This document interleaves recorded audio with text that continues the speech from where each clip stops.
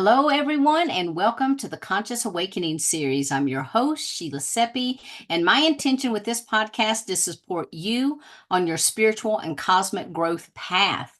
Now, each week we explore inspiring stories of resilience, triumph, transformation, and empowerment.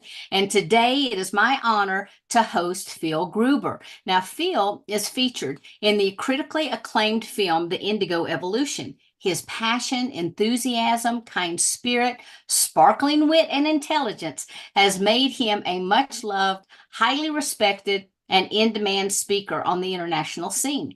He is acknowledged worldwide as one of the foremost teachers of advanced healing systems, light language, sacred geometry, the Magdalene inheritance, indigo, walk-ins, the structure of the time-space, and the time-space matrix, the Ascension mechanics, and an ever-expanding repertoire of diverse and fascinating subjects. So, Phil, welcome to Conscious Awakening series. How are you?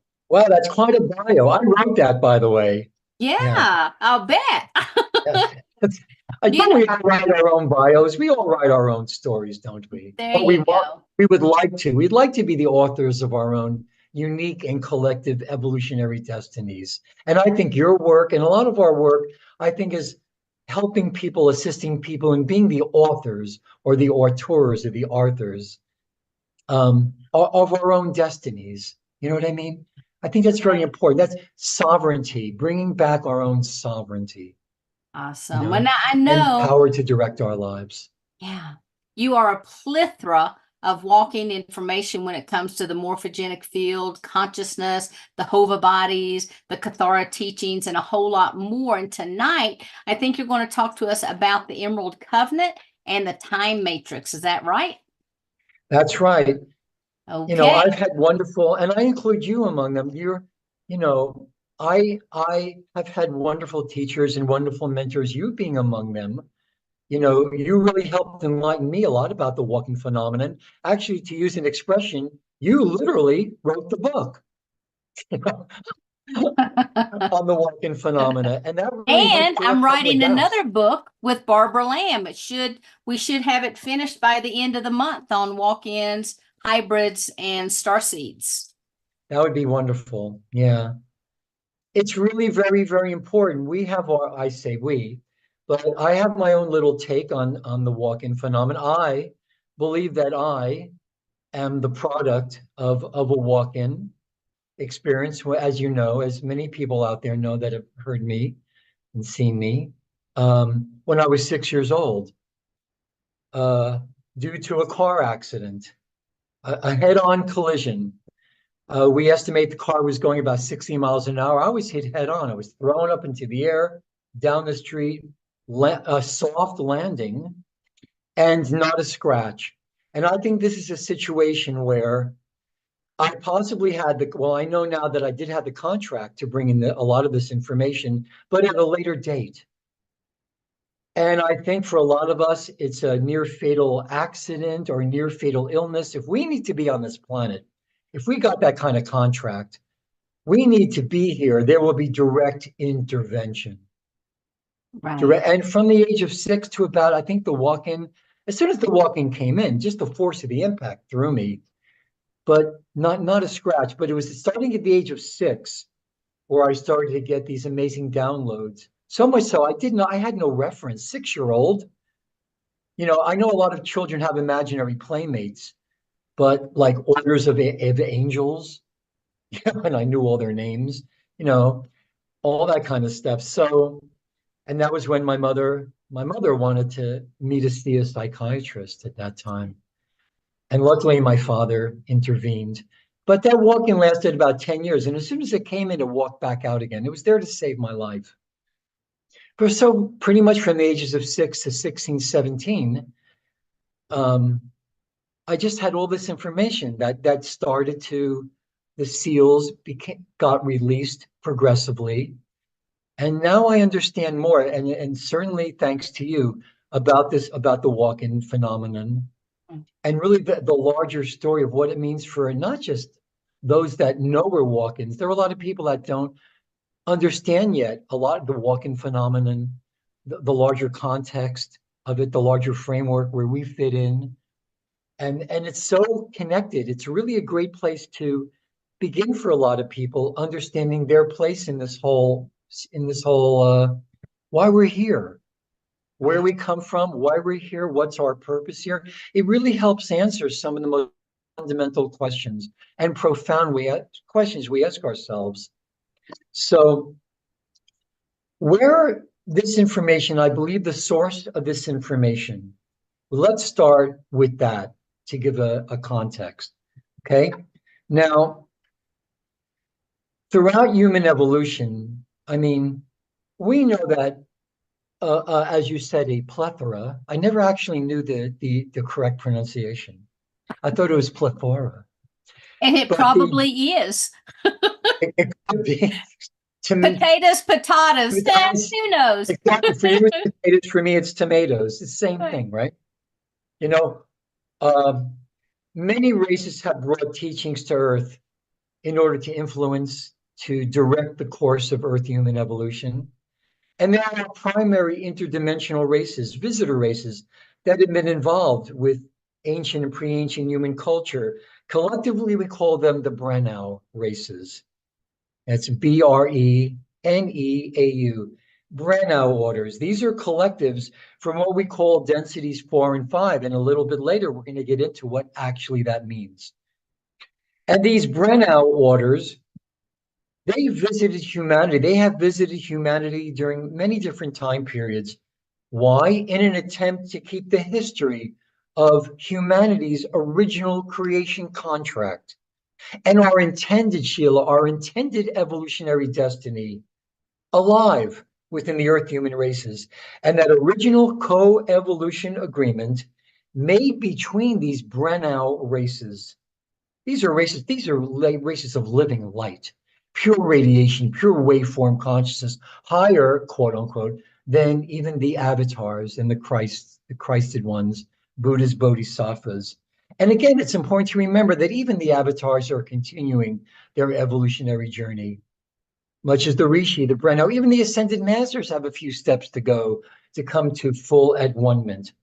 But this original co-evolution agreement made by the Breneau races in seeding our particular time matrix was called the Emerald Covenant.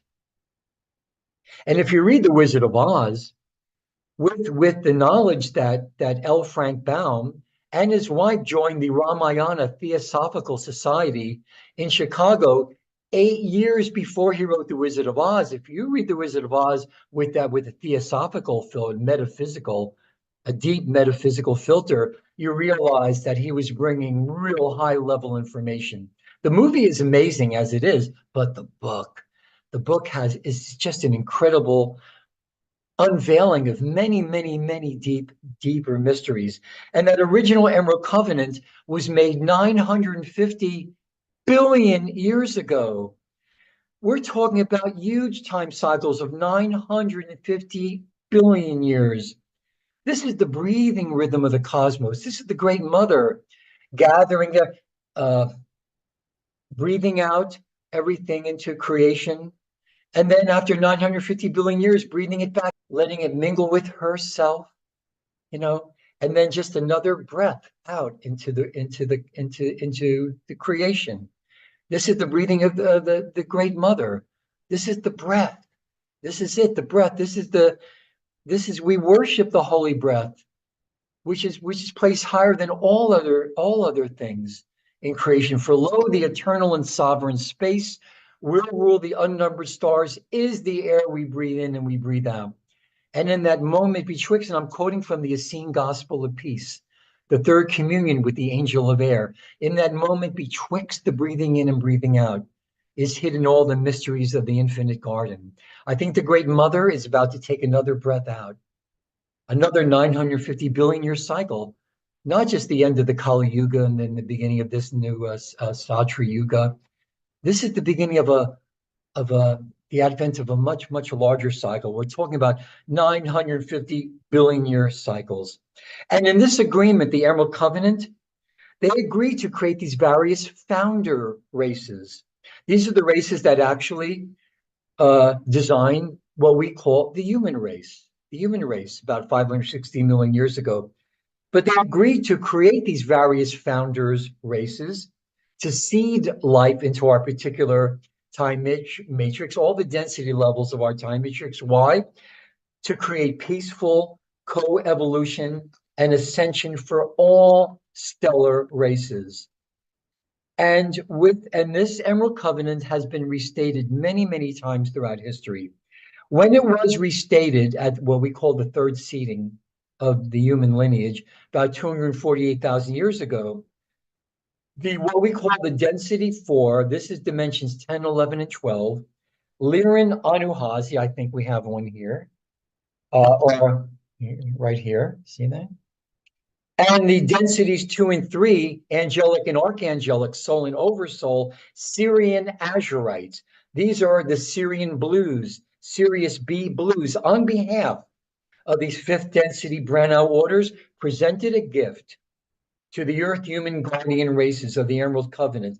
And this gift, and we're all the information that I'm honored and gifted and just humbled to be able to share, comes from a massive library of information detailing, for example, the complete history of our time matrix, 950 billion years, creation physics, ascension mechanics, the mechanics of operating what we call the interplanetary Templar complex. This is the series of stargates on the planet, also in our bodies too, as above, so below, as outside, inside, that we can access the planetary stargates so we can access the interplanetary, interstellar, interdimensional stargates. This appears to be our original, why we were created, to be guardians, custodians of the stargates on the planet that lead to the interdimensional, interharmonic stargates. This is a very important contract. This is why the human race was originally created. The original race of humans that we call the Turanusium on a planet we call Tara. It's a fifth dimensional version of Earth that exists in what we call the second density, 560 million years ago. And this massive library, this gift, existed as a set of 12 holographic discs, recording discs, 12 small holographic recording discs that we call the Dora Torah, the eternal Dora Torah, or the cloister Dora Torah. With these Dora Torah plates now, I've seen libraries, I've tried, I've tried to get into the Vatican archives for years. For some reason, they keep denying me access to the Vatican archives. But in the meantime, in the interim, I've seen libraries, usually in the Far East, in the Himalayas, Tibet, Nepal, places like that, under the monasteries. Much of these monasteries were meant to guard them. Down below these monasteries, massive tunnel systems, massive libraries that make the Vatican archives.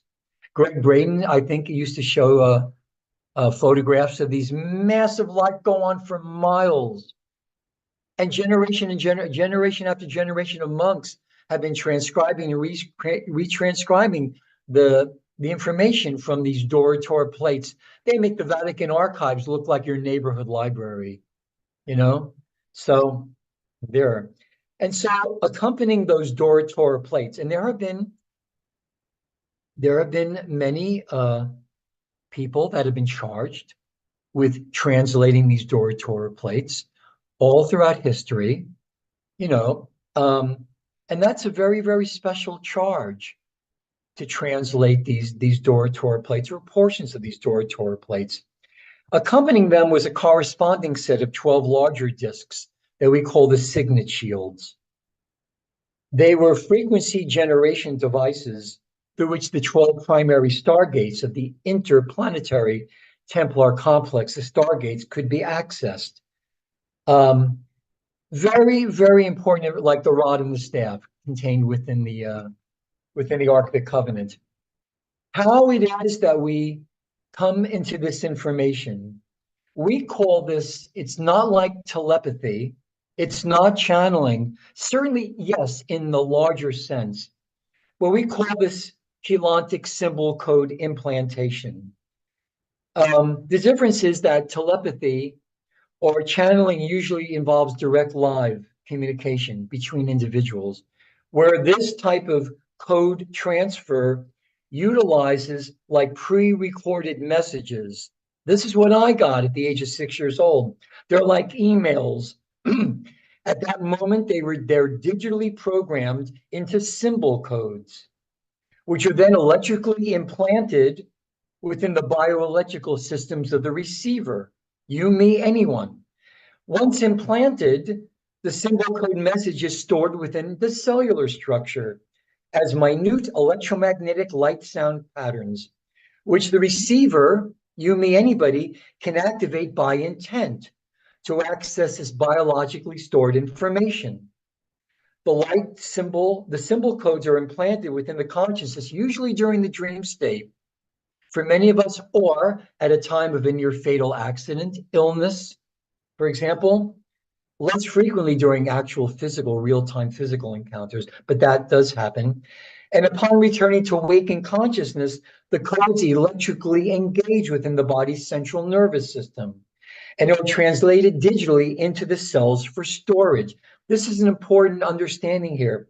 When the receiver, you, me, anybody, desires to access the information, the simple thought to do so the thought will send electrical chemical instructions to the cells, which direct them to activate the symbol code data. In response to this electrical command from the thought, here's the key: the cells transfer the digital symbol data into the operational DNA strands, where it undergoes the various translation processes, which turn the data back into electrical impulses that creates chemical hormonal responses in the body, actually directed by the solar plexus, that allows the recorded message to enter the central nervous system, where it's decoded by natural sensory translation processes. So a lot of this is down to the DNA. If you still have unresolved karmic miasmic patterns in the DNA, you're not going to be able to translate the information properly. There's going to be problems. So one of the things that we stress in the positive way is to understand first the true nature of karma and the true nature of the miasmic imprint, and then do what's necessary to clear the karma, the miasm, not just from us, also from our parallel selves, and not necessarily past lives, but these are parallel lives. We'll probably get into this in a couple of minutes when we get to the time matrix and the structure of time and space. But it's important that we understand that it's not just us. There are others that are directly influencing us at this moment. And by the same token, we can influence them too. So why don't we get right to it, okay? To really understand in a little more detail what it really, really is. It really helps us understand our place in the universe, certainly in this time matrix. Understanding the true nature of angels, archangels, avatars, rishi, ascended masters. There's a structure to time and space, and it's very, very important that consciousness have a template, a structure in which to express itself. This is the consciousness of the whole, whatever you want to call the unifying consciousness that gave us, that birthed us here. Whether you want to call it God, the Unicide, Takashla, Wankantanka, Britney Spears, I mean, whatever you imagine the wholeness of consciousness to be, that consciousness organizes itself in these various ordered sections that we call dimensions or harmonic universes in order to experience itself. Now, if I may share, I have a diagram that might help, okay? It's very good to have the visuals here. And I think I have something that will really help. And again, I give great thanks to Yesha, to the Guardian Alliance, to the Emerald Order Melchizedek Cloister for this information. Again, access from the Dora Torah plates, and in a very quick couple of minutes, I explained the process of how it happens. This is digital data transfer. All of us are capable of accessing this information either directly or remotely. And when we understand the process, we get much, much better at it. So let's see if I can do this now. Yes. Okay. This is awesome. Because I've talked about this a lot, and very, very, very rarely do I get a chance to actually share this diagram, which comes from the Cathara Level 1 Biospiritual Healing Manual that we can talk about a little bit later. If anybody has any questions, they can always contact me. I'm not hard to find. Okay, so let's do it. Now, what you're seeing here, I don't know if I can get it any bigger. Let me see, can I?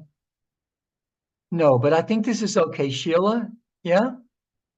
Oh no, Yeah. I'm sorry. This is the wrong diagram. Where am I going with this? Sorry. Let me see. Yeah, it was up just a moment ago. Yeah, but that was the wrong diagram. Well, you had the Give me, harmonic universe up if you want yeah, to. give me just one moment and I'll be able to access that, okay? In the meantime, how's it going with you, Sheila? What's happening? Tell Life us is about the new good. book. Tell us about you and Barbara and the new book. Yeah. We're writing a new book called Cosmic Convergence, and it's the journeys of walk-ins, indigos, and starseeds. Our forward is being written by Mary Rodwell, and hopefully we'll have it completed by the end of the month. So it was something That's that happened awesome. just very quick. It was all download information. So I'm excited to get that out and then get back on the book that I've been working on for about 2 years. So Yeah, I know the feeling. Okay, yeah. here we go. Okay, this is what we call a time matrix. There are many, many of these time matrices, and they all have parallels too, which we won't get into right now, but understand that this is a 15-dimensional time matrix in which consciousness organizes itself in these various ordered sections we call dimensions and universes in a 15-dimensional time matrix. And I guess when we start here, we should actually talk about what a dimension actually really is. That usually is lost on a lot of people. It's easy to use these terms, but in our work, we really, really get into the nitty gritty. It's very, very important to understand on a somewhat sophisticated level, a level of accuracy and sophistication I waited my whole life to be introduced to. I waited for this really many lifetimes. Anyway, we have it here, we have it now, and we have it to share. In a 15-dimensional time matrix, consciousness organizes itself into sets of what we call harmonic universes. In a 15-dimensional time matrix, there are 5 harmonic universes. Each of these harmonic universes is composed of 3-dimensional bands. And what's a dimension? A dimension is a bandwidth of frequency. But what's frequency? Frequency is the number of oscillations in a given unit of time. We go to ultra micro particles. These are some we'll call them God particles, adamantine particles, but these are the smallest units of energetic substance of consciousness. We call them particai. In many of the ancient languages, very, very similar. In Sanskrit, praktiki. This particai unit is the smallest unit of energetic substance. Okay. Now, there are different particle pulsation rhythms. These particles, they basically start out as sound and they emerge as light. So you have this rhythm of sound, light, back into sound, light, sound, light, sound, light, sound, light. Frequency is the number of oscillations in a given unit of time, series of expansions and contractions, right? Sound, sound precedes light, but sound will download into light. So you have sound, lights. I won't get into some of the inner work of this. It's a little complicated, but if anybody's interested, again, they can contact me. I offer mentorship programs, one-on-one, small groups in that, in this the art and science, the physics and metaphysics of consciousness and creation. So you have this particle pulsation rhythm. Frequency is the number of oscillations, vibrations, oscillations in a given unit of time. In a given unit of time, say a minute, how many times did it oscillate from sound to light and back to sound, right? The lower dimensions have a slower rhythm, less oscillations in a given period of time. The higher dimensions, they have higher frequency, not higher vibration. That's something we only need to talk about at another time. Higher frequency is more oscillations in that given unit of time, higher dimensions. So you have harmonic universe 1, 2, 3, 4, and 5. We're here right now as incarnates, carbon-based incarnates in harmonic universe 1. That's dimensions 1, 2, and 3. The next ascension is into harmonic universe 2. That's dimensions 4, 5, and 6. These are what we call the soul levels or the angelic levels. The angels have biologies, but they're part carbon, part silica. You look at silica, it's the next octave on the periodic table. They oscillate about twice as fast as we do. Okay, that's why we can't normally see them unless we get our operational DNA strands a little bit higher. So we can first perceive these dimensional fields, these higher dimensional fields, and ultimately participate in them. So this is the first ascension into harmonic universe 2, dimensions 4, 5, and 6. These are the angels, souls, we call them. Harmonic universe 3 is the realm of the oversoul or the archangel, dimensions 7, 8, and 9. This is the lower akasha, and the very important eighth dimension, which is the entrance, which is the portal to the what's called the metagalactic core.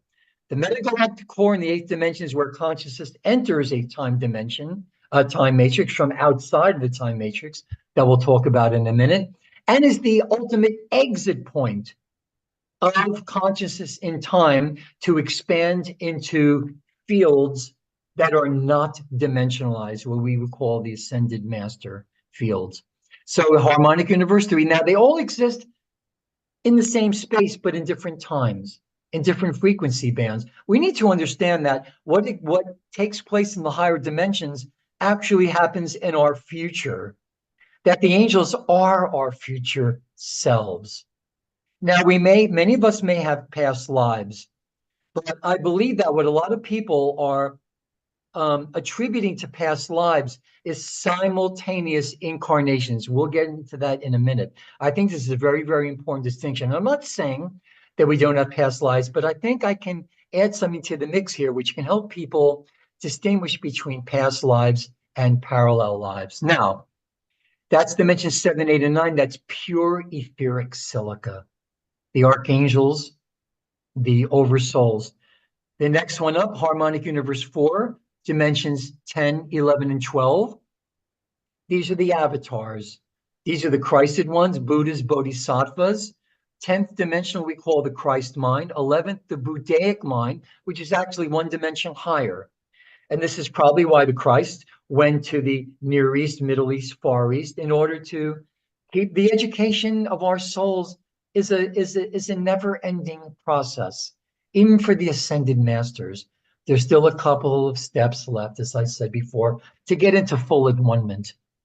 These levels here, we're still in what we call biology. This is liquid light. This is pre-matter hydroplasm. Liquid light, it's liquid crystal, liquid silica. And then you go even higher to harmonic universe 5, the level what we call the Branau, dimension 13 and 14, 15. These beings are pure radiation, pure living light, pure waveform consciousness. The Ra collectives, for example, is what we call is a Rishi collective. These are huge collectives of living light, waveform consciousness. Now it's to really understand this. So you have 15 dimensions grouped into 5 harmonic universes. Each of these harmonic universes are composed of 3-dimensional bands. Okay, now Let's start with the Rishi here. You have this great collective or gestalt of living light consciousness. What does it do? 12 aspects of that Rishi project themselves or are projected. The Rishi kind of subdivides itself. It's a process of subdivision, subdivision, subdivision, like the, where do I have it here? Like the Matryoshka dolls, the Russian dolls. You have the larger doll, and within the larger doll, here we go, right in front of me, right? You have the larger doll. This could be the Rishi. What the Rishi does, it subdivides itself. It sends, projects 12 parts of itself into the next lower harmonic universe as avatars. Buddhas, bodhisattvas, Christed ones. So if this is the Rishi, it subdivides itself into 12 of these, 12 what we call avatars. Okay? Same thing happens with the avatars. Each avatar now subdivides itself. 12 aspects of that avatar are projected into the next harmonic universe as we're stuck here in the avatar levels, but you get the idea, right? I'm not surprised you're in the avatar, you want to stay in those levels. But this is the evolutionary path of human consciousness, and it's important to remember that the way down is the way back up. So the avatar projects 12 hours. Why 12? That has to do with the structure of time and space, the geometric harmonic structure of time and space, while it goes through these prisms, as it were, of hyperdimensional geometrical sort of templates of time and space. And it, like a prism, like white light going through a prism, you know, it'll divide itself into 12 lower parts. Each oversoul or archangel now projects 12 parts of itself. It's always in cycles of 12 into the next lower harmonic universe as angels or souls.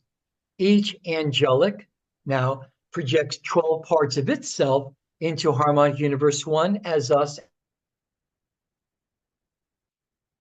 and at least 11 others. So you, me, you, Sheila, all of us, we have 11 others that chose different positions in time and space to incarnate into. Although I do believe that many, if not most of us, actually are not here as a result of succession of past lives.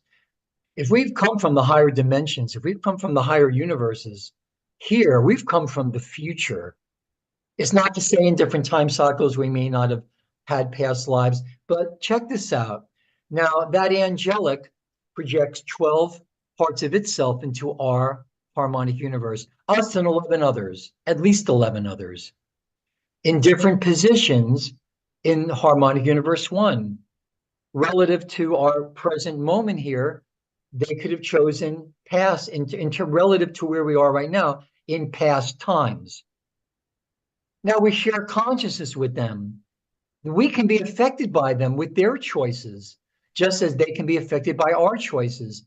Fact is, if you have a member of your immediate incarnational or soul family in what we would consider the past relative to our present, they could be considered past lives, but they're not past lives as we've come to understand them.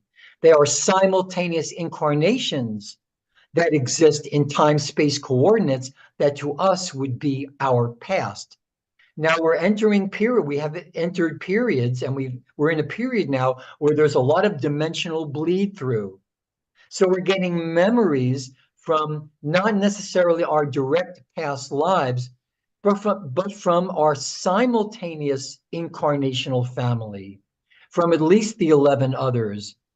So, and again, yes, past life therapy, but I think if it was understood in its quote unquote proper or more accurate context, we can still help heal them. We can facilitate their healing because we share a lot with them. We share a lot of consciousness with them.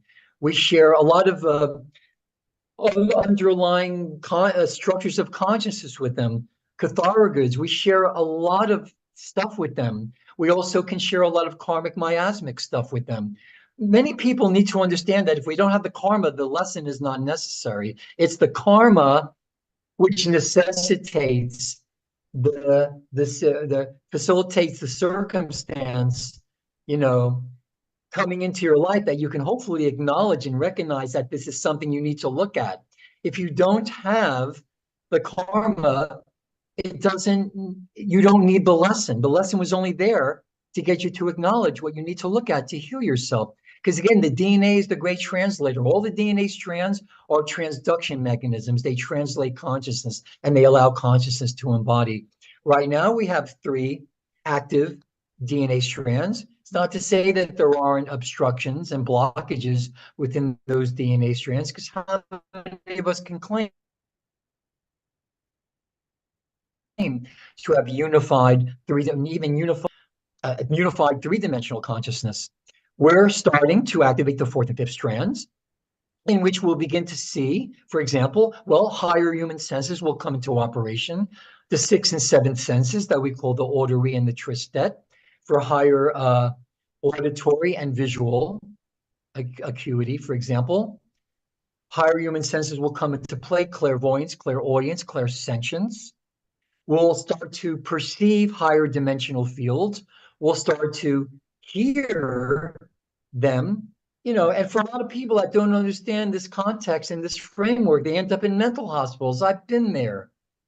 Believe me, I've done my volunteer work in some locked wards. It was probably necessary for my continuing education. But I'll tell you, after a few hours, they're all following me around. And that includes the doctors and the nurses, too, and not just my fellow inmates. Now, listen. So this is important because in understanding this diagram, among many, understanding this, we understand where we come from. Many of us, I think personally, I started this. By the way, just so you know, when we talk about, isn't it interesting that a lot of people that are channeling light language now, have you noticed they're starting to sound the same? Very, very similar. Elements of Native American, First Nation languages, secret languages. There's a language that, that you can, if you get the guide, to translate them. But they all have, as you know, Sheila, secret languages spoken among themselves or spoken among the initiates in the First Nations. There's a little bit of that. There's a little bit of Oriental, Asian type languages. Well, the reason a lot of the light language channelers are beginning to sound the same, because the first languages we're going to channel are the ones that are closest to us genetically, which means 5th and 6th dimensional races. 5th dimensional Pleiadian races, when we talk about the 5th dimension, what takes place in the 5th dimension, we're talking a lot about Pleiadian consciousness. When we talk about the 6th dimension, we're talking about Sirian consciousness. So a friend of mine called me the other day, says, I think I'm a Pleiadian. I'm Pleiadian. Well, yes, you are all these things. You're all these things here. You share consciousness, not just with your simultaneous incarnations, your immediate soul family down here. These are all parts of us. We will expand into these larger families of consciousness. The angels that we communicate with are our higher self. They are our future selves. The oversouls are the higher selves of the angels. The avatars are the higher self of the oversouls, or the archangels. We all, on our evolutionary journey, continue to expand. And when we certainly know the healing of humanity really will come when we understand the common core of creation from which we all emerge. All of us, even the ones we consider digressive or negative or evil, part of our job here, our creation is the human race, as the original Turanusian Terran race, was to help facilitate the healing of all races. And a lot of that comes from understanding the common core of creation from which we all emerge. For example, let's see, where was I here? Yeah. So when you understand this structure, now you can ask, so we do all these ascensions. When we're fully embodied rishis, where do we go from there? Well, we go back out through the 8th dimension. We lower our frequency a little bit, Because if a rishi decided to try to go through the intergalactic core, I can't even describe to you what would happen. This is why the rishi can't manifest in our universe here. They have to send smaller portions of themselves, smaller Merkaba vehicles, smaller portions of themselves into the lower harmonic universe, or everything would be vaporized. We can talk about that at some future time. But the fact is, once you get to be a fully embodied rishi, where do you go from there? Well, you need to lower your frequency to go back out through the eighth dimensional metagalactic core, and you expand into three very special levels of non-dimensionalized cosmic consciousness. See, here as incarnates, we have individual cellular consciousness. Most of us have even difficulty in navigating one time vector. Imagine multidimensional consciousness.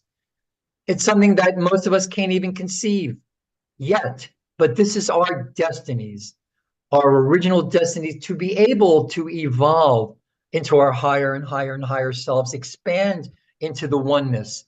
Now, so where do you go? The rishi goes back through the metagalactic core, expands into these special levels of cosmic consciousness. Here, as an angelic, you have consciousness of yourself. You connect with your race, a whole race morphogenetic field, your species, all of humanity. It's the grid that a lot of the indigos talk about, that they can communicate with each other, on the grid. The grid is the consciousness that they all share. Now the archangels or the oversouls, they have a planetary memory record. They know themselves as planet. This is the Akasha, the lower Akasha. Okay. Harmonic Universe 4, the avatars, they have a universal consciousness, galactic or universal? A universal consciousness. Okay. And the rishi the avatars have a galactic consciousness, excuse me. They know themselves now as galaxies. The rishis have a universal consciousness. Now their consciousness is expanded to know themselves as universe. What happens when they expand into these special levels? This is cosmic consciousness. They know themselves as the cosmos, and there's three levels here. These are the levels of ascended mastery, the levels of the three flames, or the threefold flame. Your first expansion into cosmic consciousness, and this is not dimensionalized. These are not levels of light or consolidations or of light.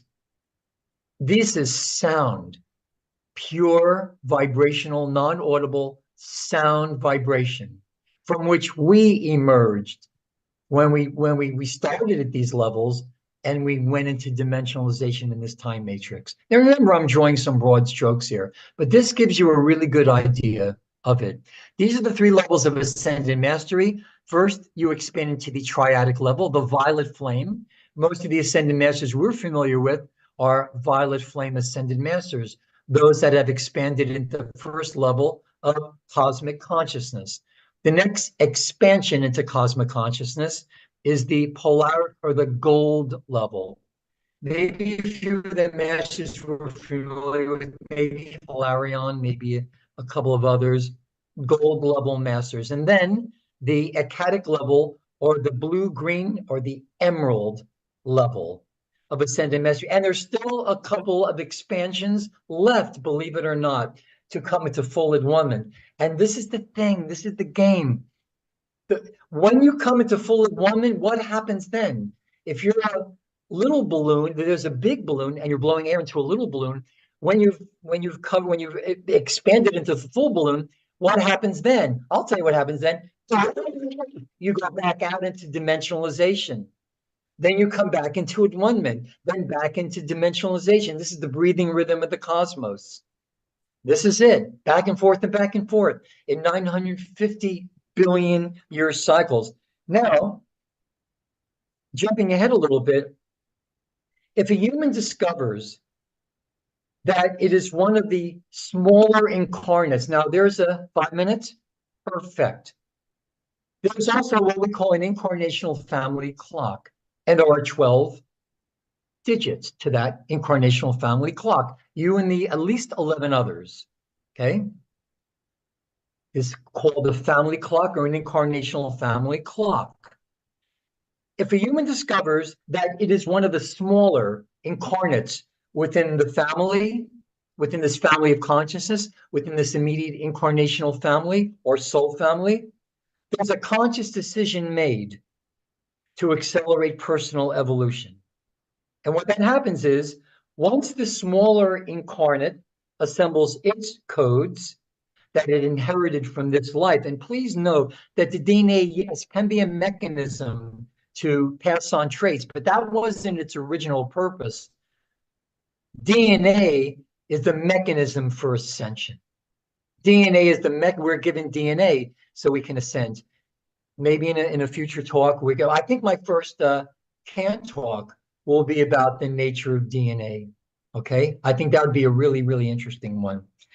When a smaller incarnate, though that has less codes than the 11 others, there are ones that have larger codes, a larger capability, potential for ascension, but that's okay, because once the smaller incarnate assembles its codes that it inherited from this life, or the unresolved karma from past life or simultaneous incarnation, the incarnate, each one of us, can open communication with its soul family and request that something called a soul braid takes place. Many of us walk-ins, what actually has happened is a soul braid.